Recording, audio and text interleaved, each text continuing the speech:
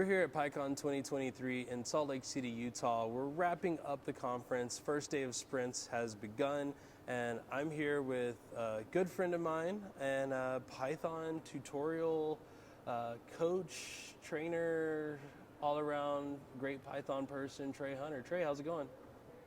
I am well.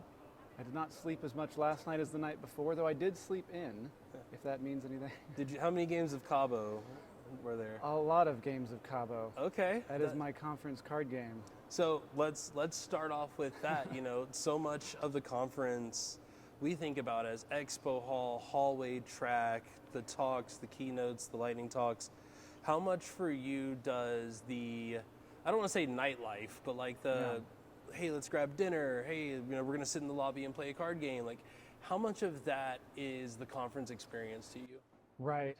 The kind of extra social life. I Yeah. mean, sometimes it's technical or about a lot of, actually, community. I was up late after Cabo talking about community discussion, but, it didn't have to do with the language, and most of what we did last night was play Cabo.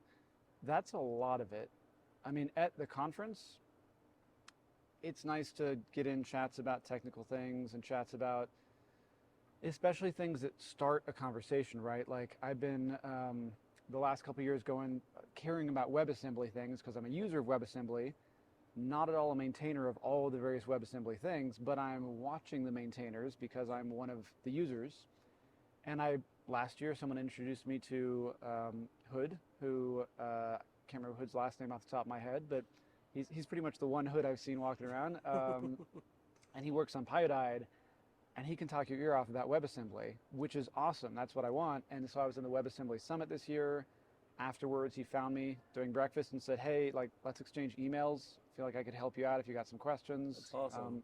It's the kind of thing where it starts a conversation that could continue after PyCon, or maybe even you get, there were a couple answers that I got here, mostly confirmation that some things I suspected are accurate because people who actually would know the answer are in the room. Whereas when I look it up, I can't always find a clear answer, depending on what it is. So I do love that, but the dinners and chatting with folks about where they're from over breakfast and lunch and playing Cabo or playing board games or whatever the fun thing might be is awesome because it doesn't matter who that person is. In fact, after we were playing Cabo for a few rounds with someone, I asked them what their name was, where they were from. They had mentioned something about it back in PyCon, some previous year. I said, you've obviously been going to these for a while, what's your story? And this was like an hour into playing Cabo. So names are not required in the... No. And I mean, it's fun you feel like he really got into the card game and stuff, and I felt like I got a little personality before we were chatting about anything that had to do with Python. It's very cool, very cool. So there's obviously the we write code, or like you said, you're connecting with people, you kind of know what you want to get out of it a little bit, but you also do training. So there is kind of that a look ahead of what's new, maybe a look at more popular technologies. Does PyCon affect maybe the things that you talk about on Python Morsels or some of the things that you offer as training with your business? Yeah, though not usually something that's a cutting edge thing. Sometimes, but it's typically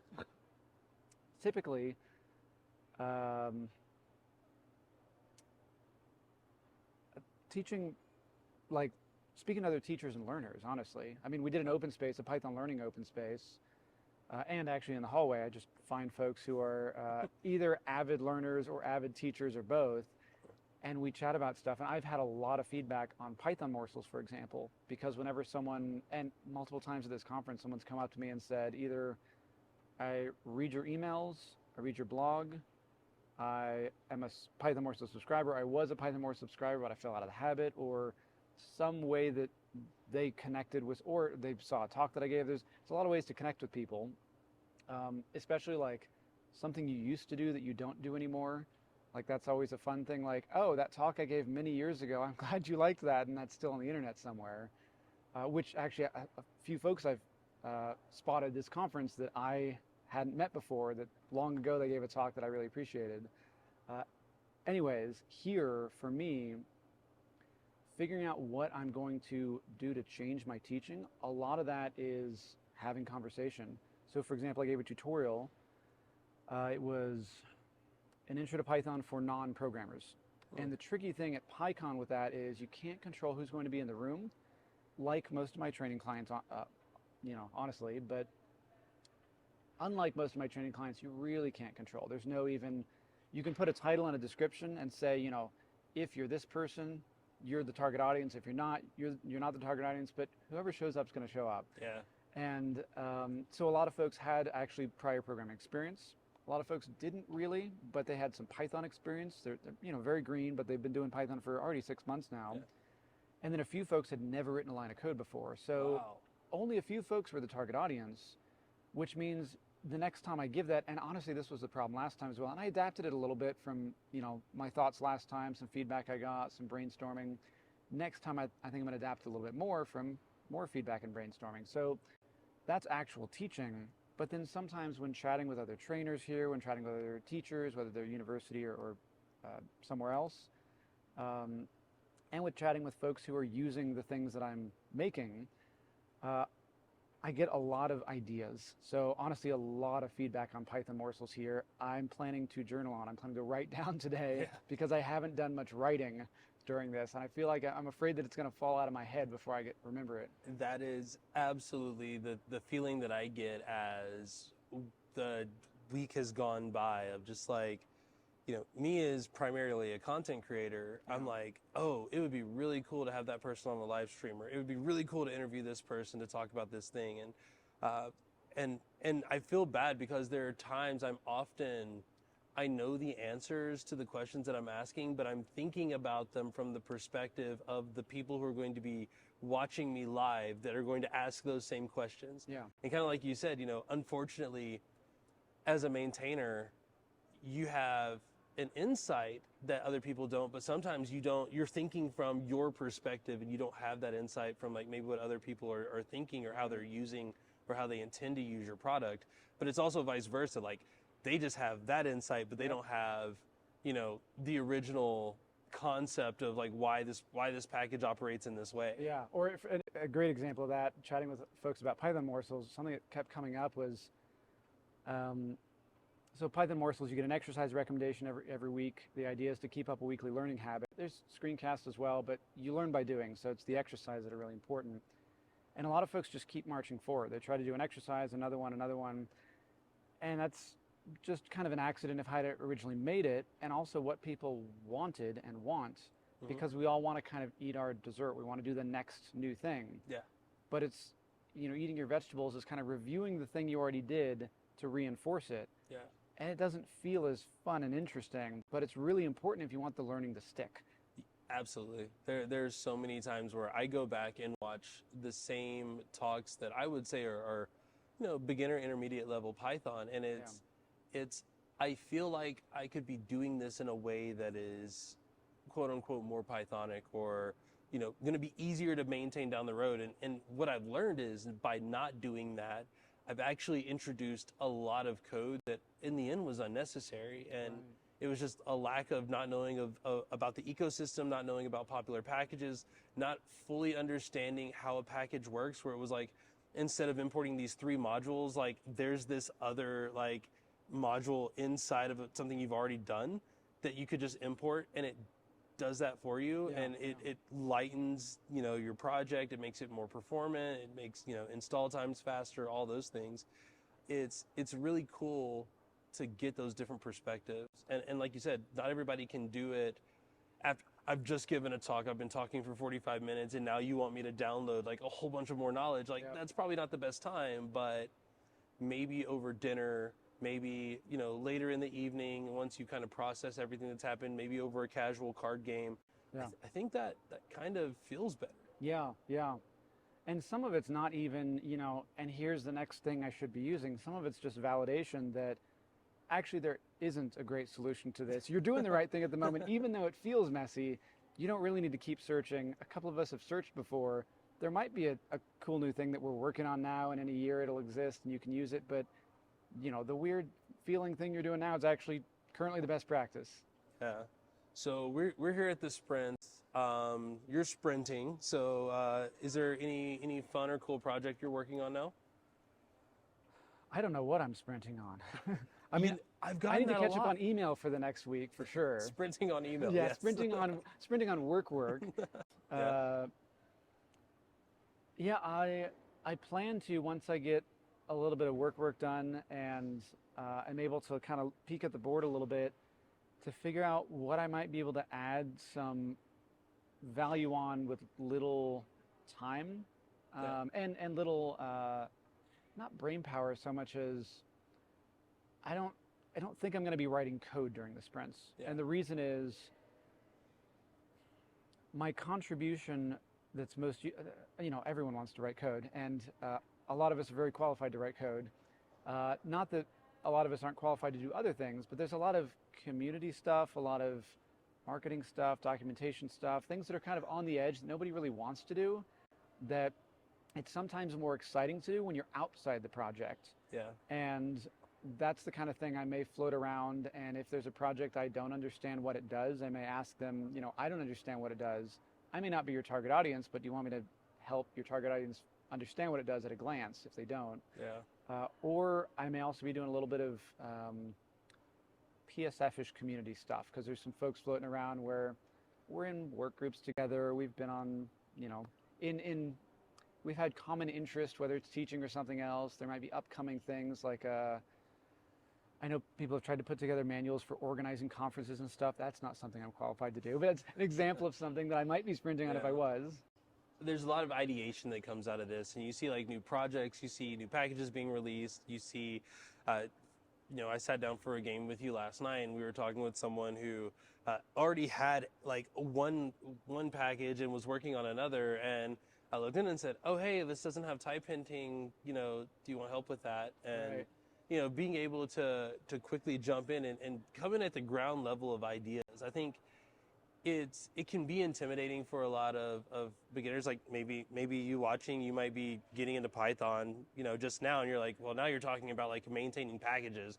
Like sometimes the best way to do that is when you're very new to the language, because you're not thinking in the same way that everybody has before. And honestly, we don't want 15 packages that all do the same thing. We want 15 packages that do similar things, maybe a little differently, that kind of focus in certain areas. Maybe performance is a big thing. Maybe usability is more important. Maybe you have a system that's already tied into these other things, and you just happen to be really good at that, even though like Python may not be your strong suit. So you can bring that knowledge to the table. But ultimately, hanging out, coming to events like this, coming for the sprints, and just kind of learning what things are, I don't feel like I have to be an expert, and I feel like I can still contribute. Yeah. Well, and folks who you might perceive as experts here, they might perceive you as an expert in a different arena, or even if they don't, they might perceive you as someone who is interested in doing something that they are not interested in doing, which means you've got something to exchange there, right? You can give some benefit to them by doing something that you may know a little bit more. Like years ago, the big Python 2 to 3 switch, I had added Python 3 support to a few packages of my own package, and then some open source ones. I'd kind of been a little bit of a part of like sprinkling in that support. And then at the sprints, there were lots of projects that hadn't yet, because they were kind of long standing. They just saw it as kind of a hassle. They knew the Python 2 way, they didn't know the 3 way. I just happened to have known the 3 way a little bit more than they did, because I was a little greener to Python than they were. Yeah. And so I got to help them out with things that, I'm sure I saved them time, because I had already suffered through a few of those, really weird things you found in the early days. Yeah. And that was an unexpected way for me to contribute, because they asked for that support, or they asked for that help. We were trying to add Python 3 support, and I went, oh, I've actually done that a couple times. Surprisingly, I could do that, even though I don't feel like I, have a lot of expertise here. Yeah. And it didn't matter. I had the time at the sprints to do it. Yeah. As also on the topic of maintaining, we were doing Cabo with someone last night, I think Ben was his name, that he maintains a project that, he's sprinting on, and he said it feels easier for me to sprint on my own project and less intimidating than sprinting on someone else's. which is funny because maintaining a project feels very intimidating. Yes. But it goes both ways, right? Maintaining can feel intimidating, but also contributing can feel intimidating because you control the arena a little bit more when you're maintaining. On the other hand, it feels like a bigger responsibility because you're maintaining. So it's, everything's intimidating in its own way. It feels like you're either like in a game of Dungeons and Dragons, and you're either the DM, in which you are kind of responsible for the environment and the world that you're creating, Yeah. or you are like a new player in like an already established system, and you're Right. like, okay, how has this been? I don't know any of the history. I don't know Right. anything like that. And you get in, you roll for initiative immediately, and it's Yeah. like, cool. I'm really good at writing docs, so I'm just going to write docs. Well, I'm not really good at writing docs. My Right. grammar is terrible, but I'm really good at explaining concepts, and using multimedia for that. So maybe I can record screenshots, or just capture like a screen capture of implementing this, or maybe I can help write doc strings or type hinting. And it's like, you don't have to necessarily know all of the Python code to contribute in a way that's going to make someone's project significantly better. Yeah. Well, and a lot of people want to make a code contribution, which I understand because it feels like it's more real. It isn't more real, but if you still want to make a code contribution, there often is, on at least certain projects, some low-hanging fruit that's marked specifically as something that should be left for someone to sprint on. It's usually not urgent. Sometimes it's important, sometimes it's not, but it's not something they really need today. But they kind of set it aside and say, well, maybe when we're at PyCon in 6 months, someone could fix this issue. And those are a great way to get started because they're usually often on new projects. Yeah. Beware, especially years ago when a lot of the projects were newer in the Beware ecosystem, there were just lots of little things. Well, we don't support the ampersand operator in Python, A ampersand B. It's not like you do bitwise anding very much in Python typically, but we want that support. We want complete support. So you could be the person to add support for that arbitrary thing.